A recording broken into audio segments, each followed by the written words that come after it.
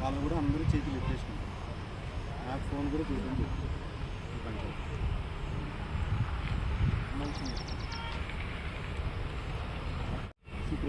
మీ చలాన మీతోనే కట్టిస్తాం. నేను తీసుకునేది లేదు, మాకు అవసరం లేదు. ఎవరు అడగనే రాదు.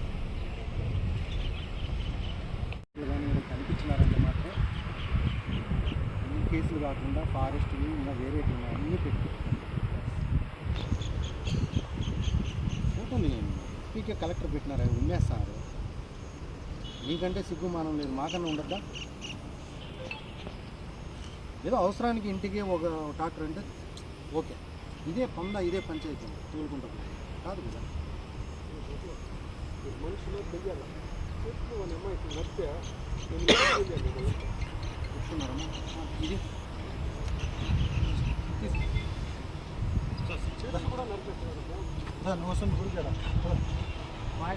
మీరు ఎస్సీబీ స్టేషన్ పరిధిలో పల్మనేరు పక్కనే క్యాట్ ఫామ్ దగ్గర ఉన్న కౌండిన్యా నదిలో అక్రమంగా ఇసుక తవ్వి తరలిస్తున్నారన్న సమాచారం రాబడింది.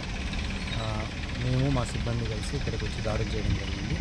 ఈ దాడిలో అక్రమంగా ఇసుక తవ్వి తరలిస్తున్న 2 ట్రాక్టర్లను సీజ్ చేసి వారిపైన కేసు నమోదు చేయడం జరుగుతుంది. ప్రస్తుతం ఇప్పటి నుంచి గవర్నమెంట్ పాలసీ ప్రకారము ఉచిత ఇసుక అనేది ఉచితంగా గవర్నమెంట్ పర్మిషన్ ఇచ్చిన వాటిలో ఏదన్నా ఉన్నా కూడా అక్కడ transport charges, other charges base చేసుకొని అక్కడ ఉన్న రూల్స్ ప్రకారము గవర్నమెంట్ నిర్ణయించిన రేట్ ప్రకారము ఇసుక తీసుకోవాలి. కానీ పర్మిషన్ లేకుండా నదులు కానీ వంకలు కానీ వాగుల్లో కూడా ఎటువంటి అక్రమంగా ఇసుక తవ్వటం కానీ తరలించడం కానీ చేయకూడదు.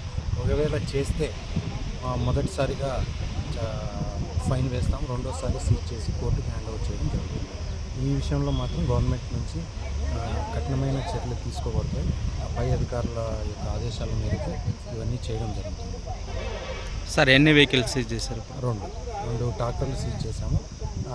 మిగిలిన గ్రామస్తులకు కూడా సంబంధించిన చుట్టుపక్కల గ్రామస్తులకు కూడా మేము కౌన్సిలింగ్ ద్వారా వాళ్ళకి తెలియజేస్తాం. కొద్దిగా చేయాలా వద్దా, వాళ్ళు ఉచిత ఇసుక అన్న ఒక క్లారిటీ లేకపోవడం వల్ల వాళ్ళు కన్ఫ్యూజన్లో ఉన్నారు. అవన్నీ కూడా మేము కౌన్సిలింగ్ చేసి చేస్తాం.